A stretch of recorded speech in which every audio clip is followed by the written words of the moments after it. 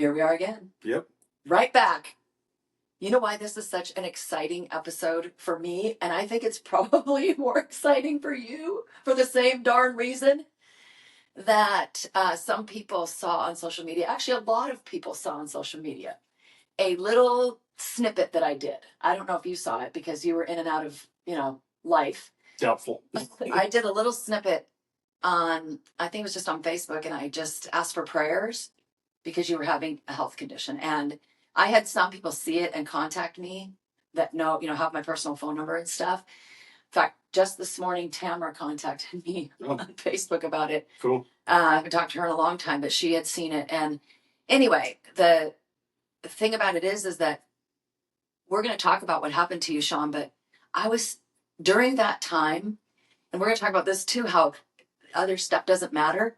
During that time, I literally had a moment where I thought, I wonder when we're ever going to be able to do another podcast. I mean, I wasn't trying to think about what I'm doing as opposed to what you were going through. But you know what I'm talking about when everything normal is not normal anymore? And I started to think. Yeah, your natural reaction is to scan through your brain and start piecing together what's the future going to look like in every capacity. And your brain works so quickly that you're plowing through these topics in your head. So it makes sense to me. I mean, I was sitting there laying in the hospital bed thinking, what if I never walk again? Stuff like that. I tried so hard not to think about that. Yeah. But the first time I saw you walk, we'll go backwards. But the first time I saw you walk in 2 weeks, and it was on a walker, it was like the most bittersweet moment for me because I wanted to cry tears of joy that you'd taken steps. And I was crying because there was my son on a walker. Yeah. And that was tough. But anyway, so why don't we go back, because people who are watching or listening to this are going, what the heck are you talking about? Yeah. So context. You know what's kind of interesting? Not interesting. I don't know why, if it's interesting or not. So we have our family, Mona and Rafi, and Mona is in the upcoming book, Burn the Map. I'm so excited about that. Who obviously we met through Rafi, which lived with us in high school. Well, you'll be doing an episode with her as well in the future. Yeah, we actually already recorded it. I think I'll put it out next week, maybe. Yeah, we need to get that out there. So, but anyway, they do this last minute trip from Germany. Who does that? Yeah, literally 4 days notice. Hey, can I come stay with you for 2 weeks? Oh, that was so awesome. Sure. But they left on a Friday. On April 19th, they left. Yep. And on Monday. Oh, they left the next day. They left Saturday on the Saturday. So 2 days later. Mm-hmm. 2 days later, you have what you think at first is, I mean, when you told me about this, you were like, this is the worst thing. I'm getting in much better physical shape. This terrible injury just happened to me. Oh my God, this is the terrible thing. I wish it had stopped there. Yeah. So why don't you kind of talk about, from your perspective, how that was and what happened? So, yeah, they left. And I just carried on about my routine. I usually go to the gym like 6 days a week. I've been on a weight loss journey doing that thing. And I was just doing bench press that I've done at least once a week for 20 years probably. And it wasn't a weight that was unmanageable.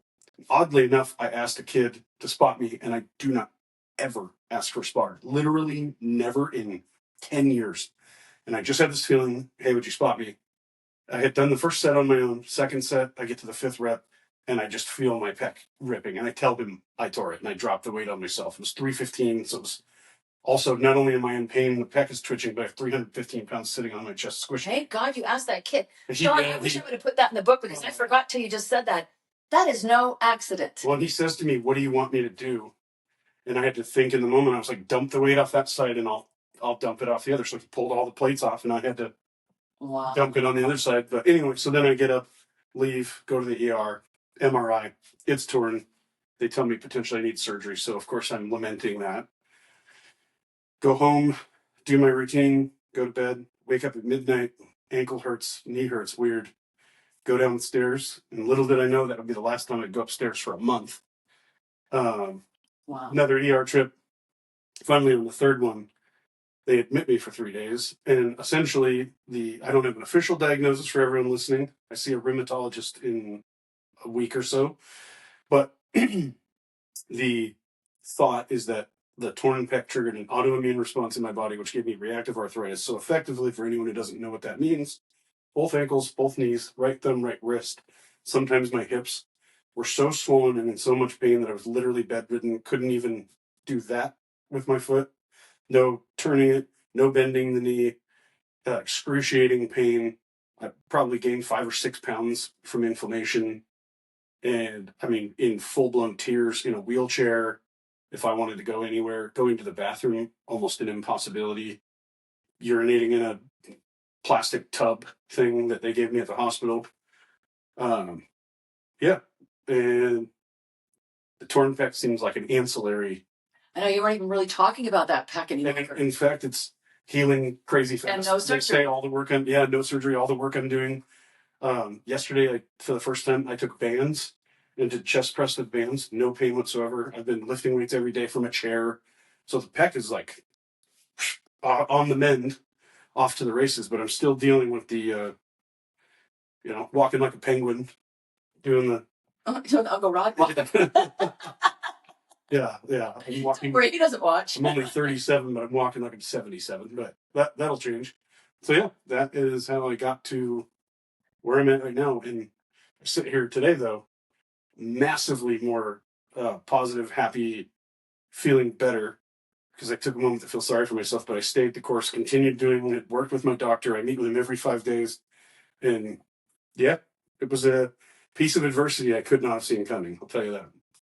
Yeah, you talk about, it's kind of funny how you put this in Burn the Map, because Rich always goes, well, that came out of the blue.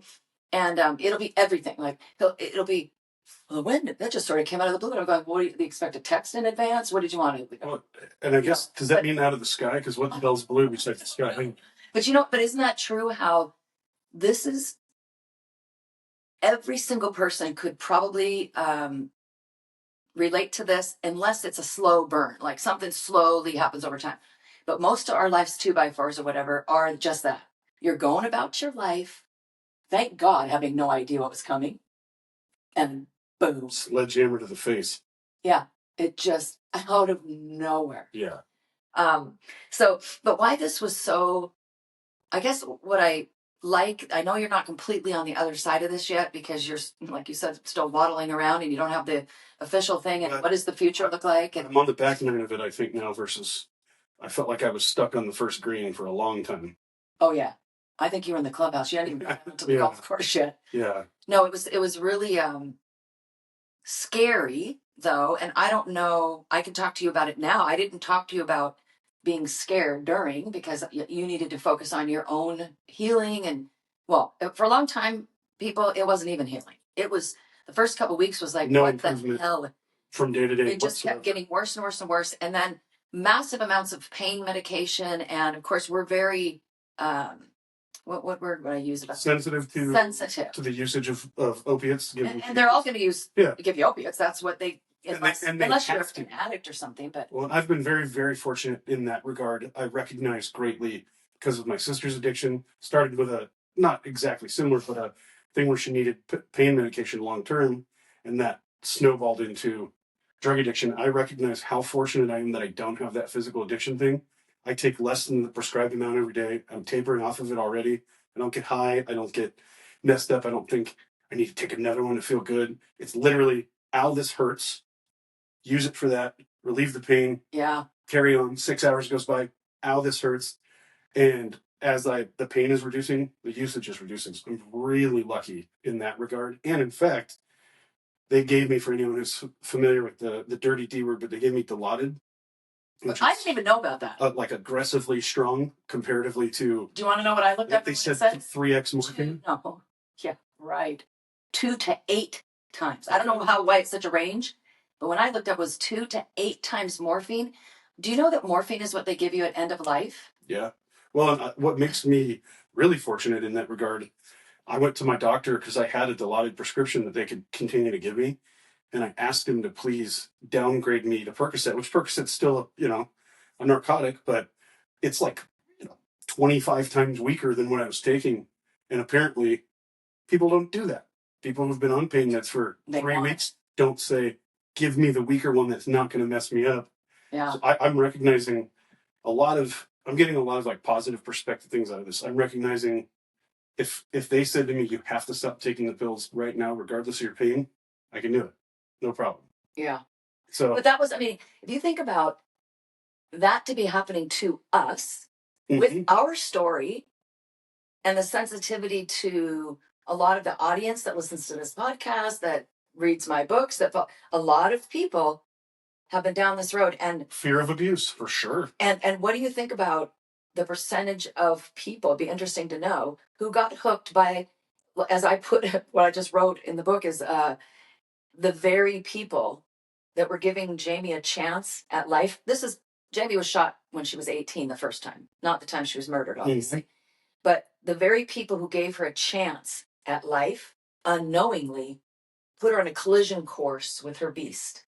Right? I mean, nobody had any idea. The awareness was not back then. When 2006 is when Jamie was shot the first time. The awareness wasn't what it is now, and you saw that now because you're a person who is not addicted, and you had a very hard time getting the medication you needed because they couldn't believe that anyone could take not over the counter, not being in the hospital, the amount that they were prescribing you, and you were going, "This is nothing compared to in the hospital." But I watched you not be affected. That's another thing that'd be interesting for someone to analyze. I watched you be more mentally with it than I was, because I wasn't sleeping very well, obviously, during this time. You weren't sleeping at all. A good 42 minutes a night. You weren't sleeping at all. Yeah. And you're rattling stuff off like it didn't affect you at all. I mean, getting out of bed at midnight, and by out of bed, I mean. But right. Yeah, I'd fall asleep at 11:07, and then next thing you know, it's midnight, and watching Justified on the iPad for 7 hours. Gotta watch Justified more than once. Yeah. No, but yeah, it's interesting. That's the thing, is like the perspective I've gotten from this is a great deal of adversity. I mean, had to get a special medical exemption at work to be allowed to work hybrid because my role requires me to be at in-person meetings. So many people have been supportive. The amount of positives that I've been able to glean from this, and one of them being that, like and before all this happened, I had decided to quit drinking alcohol and using nicotine. I was doing both, and yeah, but you don't smoke. Neither was the pouches. Neither was really an issue necessarily, but I just deemed it unnecessary moving forward for physical health. Don't you think things can be not addictions but habits? Exactly. So can I? It became. I know you won't forget what you were going to say, because I want to back up for a second. When we talked about that concern about opiates, about your opiate use, I'm going to tell you, Sean. Had you never have it? Can I talk here? Had you not taken them in the past? Like Theo Vaughn said, you ever walk into a sentence and think, how do I get out of here?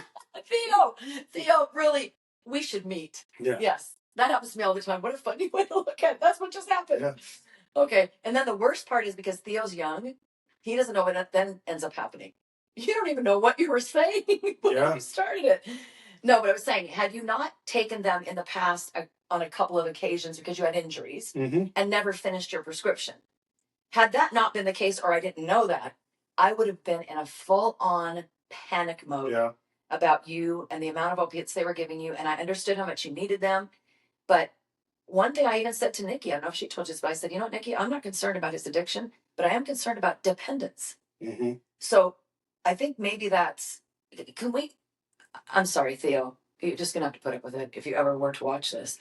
Can I just say one thing, though, in the middle of all this, Sean, that you missed? They talked about sepsis, septic arthritis, people, we all know what sepsis is. It can be deadly. Blood diseases, okay, and then they couldn't figure it out. Then they check you out of the hospital. Then you're back in the hospital a couple days later. Multiple ultrasounds to check for blood clots, which can kill you. Right, and making sure that your bone loss isn't happening. But this one morning, it was a Monday, and because you're sleeping downstairs, and Nikki's now back working because she's had to take all these days off too, and then she's upstairs, but it's early. I'm a very early person like you, so of course you text me and say you're in all this pain, and I go, we're going to the ER right now. Let's go. I'll take you right now. And you go, no, I don't really want to go right now. I go, no, we should go right now. You go, I just want to sleep. So I'm thinking he's going into septic shock. He doesn't know what he's saying. I'm saying, no, let me just come take you and sleep in the hospital. And all of a sudden it goes radio silent. No phone. I can't text you. I can't get a hold of you. Little break in the action. I fell asleep. Yeah, a little side note. Yeah. But So I'm over here. sorry to destroy the suspense, but I just fell asleep. Yeah, you're not dead? I was averaging literally, according to the book, 42 minutes of sleep a night. So when I said I just need to sleep, I think I literally went. Just Pretty sure she called and my phone was in my hand. I know, but I was just so scared that I literally told Rich, I go, oh my God. I said, I can't lose my other child. I can't lose my other child. I freaked out. Well, if I remember correctly, you asked Nikki to go downstairs and make sure I was alive. Yeah, so I got home, Nikki, and then Nikki goes, he's sleeping. Oh, thank God he's sleeping. And I took his temperature because the next thing I was going to say to her was, but what if he has septic shock? So anyway, the whole point is there was... Before anyone thinks anything weird happened while I was sleeping, we have one of those ones where you just scan someone's forehead. Should stick a thermometer in my mouth and I lay... Or other orifice. Yeah. You would... No, I'm a back sleeper. Good luck with that. Anyway, so back to the whole... We go through this whole thing. I'm in the middle of writing a book. I can't even think about what the hell to write. I don't even really care. You know, all this crap's going on. Read between the lines to your book because you're just in the middle of a crisis. Panic. Yeah. But it's been interesting too because I even put a little something about this in the book because I just thought it was really important because one of the things that, Sean, is that life just keeps coming at us. And sometimes you think, like, I thought I had earned a well-deserved break. We still have a murder trial coming. So I thought, well, you know, I feel like I'm getting a little bit of a break here. I'm going to finish this book and have a little breather. And then this hit. But what I think is the most important thing of all is where you were headed before I hijacked you, is that you've chosen, and every single person has this opportunity when adversity strikes to either go, that sucked, I hated every minute of it, and you can still hate every minute of it, but then they put a period, end of story. Yeah, no, for sure. You didn't put a period at the end of this. You put a comma and decided to, like, what was the good? And you found some things. Yeah, no, for sure. I mean, and for by no means am I sitting here acting like I'm above reproach. And from the moment this happened, I saw the positive. No. You didn't see the light. F them. There was one point where I tried to get up out of my wheelchair to use the bathroom and slipped and weight fell on my knee and I fell back into the wheelchair. And I was in so much physical pain and mental pain. I started crying and literally looked up at the sky and said, I don't deserve this, God. What's wrong with you? What did I do to deserve this? So, can you just stop for a second? Can everyone just take that in for a moment? Because we were literally talking about this last night. So many people act like they have it all figured out. Mm-hmm. So if you think you're going to read my book and it's going to give you all the answers to life and because I have it all figured out, pump the brakes. Yeah. I don't have anything figured out. And you know what? I still have moments. During this, I even did that with God. I think that people need to hear that, Sean. People need to not think that you just went through it going, oh my God, this pain, I'm so grateful. Let's see, what can I find? No. You don't, in the middle of it, people, you're not going, what can I find? It wasn't even like a couple days. The first 2 weeks, I was like, just quite frankly, fuck this. This is outrageous. Like, why is this happening? But then as time went on, I started thinking, okay, well, I had decided to quit drinking. I mentioned that. This made this so much easier. Who the hell wants to drink when you have a hard time going to the bathroom? You sit there and just sit in the bed and drink beers and have to pee every 30 minutes. I mean, that'd be a moronic move. So that made that like a non-factor. Now I'm at like a month and a half, haven't had booze, no desire, nothing, completely cold turkey. So there's a positive thing. My boss at work, Lee, who's been like a superhero in my story lately, 100%. Lee was so supportive of me that when some of the upper management was trying to protect the business because I couldn't, Lee immediately got HR involved and got me an exemption so that they couldn't touch me and I'm totally safe. I got it approved this week. So I got that. Then there was, well, you know, I'm losing weight, but I had strayed from the course a little bit. This reminded me I need to get back on that and get my weight down too, because that'll make it easier on my joints. So there's been a bunch of things I was able to glean from it after much lamenting and cursing the skies. And sorry for yourself. That's normal. Oh, yeah. Yeah. And I do still feel a little sorry for myself. You know, when my God, I was excited this morning because I had left my walker out in the other room. I woke up and thought I don't need the wheelchair. I was able to hobble out and get my walker. And then the pain didn't set in until after I had walked across the living room and back. But you only use this walker in the morning now. Yeah, I really only need it in the morning when, all the NSAIDs and everything have worn off and I'm waiting to take them again. But this morning I woke up at 4:30, didn't take any pain meds or anything for 2 hours, traversed the living room a couple times, used the walker, go to the bathroom. And I mean, silly as it sounds, it's massive improvement comparatively to where I was. So although part of me is like, all I want to do is just run up the stairs, the fact of the matter is it doesn't take me 15 minutes to go to the bathroom now. It's 30 seconds, a minute, like everyone else. So you were telling me a couple days ago that your appreciation, and I'm going to liken it to something that everyone can relate to. It is so simple and benign compared to this. You know, when the power goes out, how many times do you try to flip the light switch? Right? I mean, all day, however many. As if when the power cuts back on, the lights won't turn back on. No, but it happened.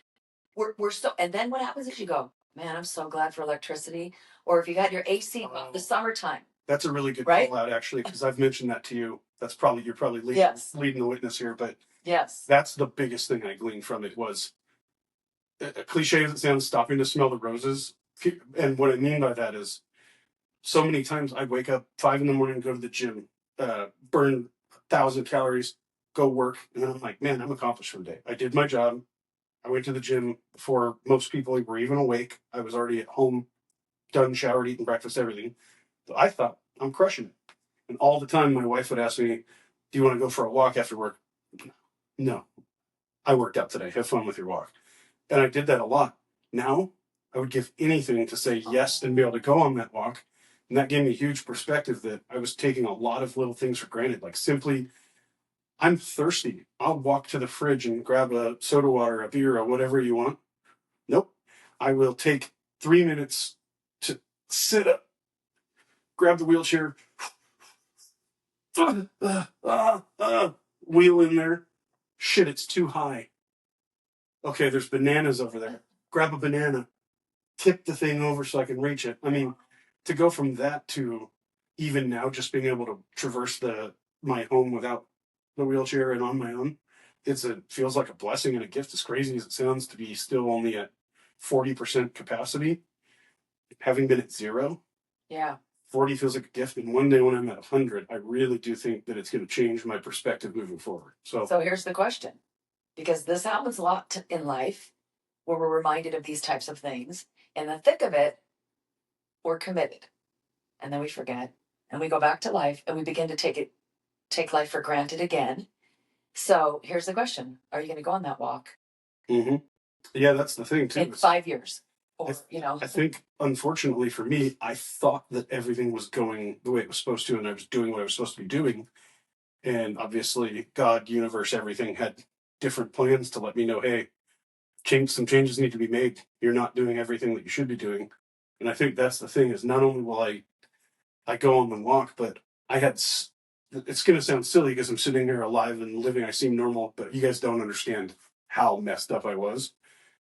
So because I went through something that I would consider the most challenging thing I've ever dealt with in my life, and factor in that my sister was murdered, this is the hardest thing I've ever had to deal with. And I don't ever want to have to deal with this again. And I actually have control over whether I do it again or not. Because factors like alcohol, sugar, excess weight, all these things are things that can be controlled, that can limit the possibility of this ever happening again. Well, I start drinking Sprite and eating whatever the hell I want and drinking a bunch again, probably going to happen again. Yeah. So I've got real perspective on. It's like your friend Julie said when she looks at regular pizza, because she's actually got celiac and she thinks that's pain. That's not pizza. She goes, that's poison. Yeah. So what's funny, she used to go, she would eat it and she'd be in pain and she'd have gut pain and she'd have all these. But back then they didn't have all this gluten-free stuff. So now there's really not a really good excuse. But I love that she said that. You just look at something now, you look at it in a different way. And isn't that the power that we all have of our minds? I mean, we really can look at things how we want to. I have an example for you. Last night, we went to dinner for our family member's birthday. And as we're leaving, we're driving through the parking lot, and there's a Dairy Queen that's just ice cream. And I love Dairy Queen. I don't give a crap what anybody says. They do a good job over there. But sugar's the number one thing that you cannot have for arthritic conditions. So we're driving by it, and the wife goes, ooh, She did. Dairy Queen. Nikki. And I said, I'll stop and get you some if you want. She goes, I don't want you to be tempted. And I said to her completely bluntly, sorry if this is offensive to anyone, but I said, do you have any idea how mad I'd be at myself if I was such a fat piece of shit that it was worth it to eat one ice cream and risk a flare that I'm in the middle of going backwards? I said to her, there's no chance I'm eating ice cream. And I don't care if you have it. But isn't that the way, I wonder, as you're telling me that, I'm wondering if, isn't that how it would be if you were addicted to something?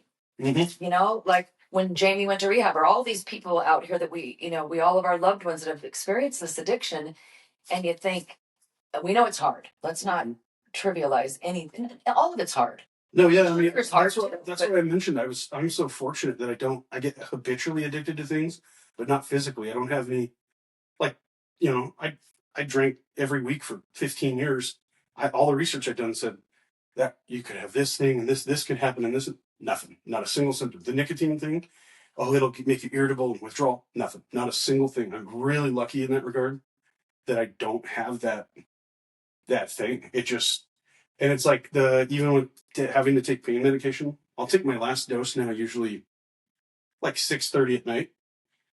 It starts to work around 8 o'clock. I'm asleep at 9. I'll wake up 4 or 5 in the morning. I won't take the next one until about 6:30. An addicted person doesn't go 12 hours between their opiate doses. They're like, but you can understand though, just like with back to the sugar and the Dairy Queen thing, you can understand how easy it would be to fall back into that.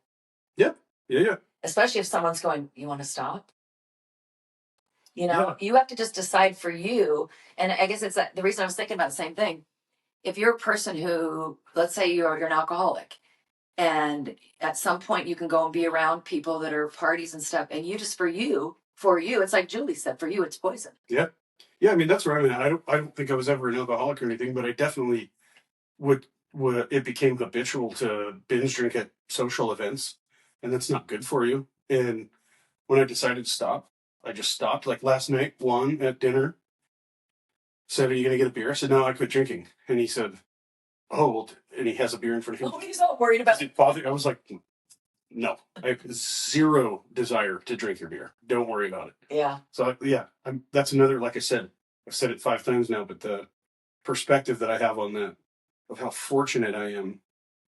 Most people hauled up in, and by the time I had gotten admitted to the hospital, it had been a week and a half already. The third time? Yeah, or a week. Yeah, a week. A week of me already taking pain pills. Then they're giving me morphine. They're giving me Dilaudid, liquid Dilaudid for 3 days straight. Then they'd send me home with Dilaudid. Most people would be, like, doing all that. I had to pick it up for you. And I was like, these things suck. They make me fall asleep. I feel like crap. They don't make you fall asleep. You weren't sleeping at all. Once I got home, I would be like, not a full night of sleep, but I'd just be like that junkie dozing off. Yeah. Doing that. And so my ability to say, hey, I want something considerably weaker that just cuts the pain. Because I can... But that you're right. You're lucky, Sean, because you could see how... I mean, they have other things they can give you besides opiates. They're just not as effective.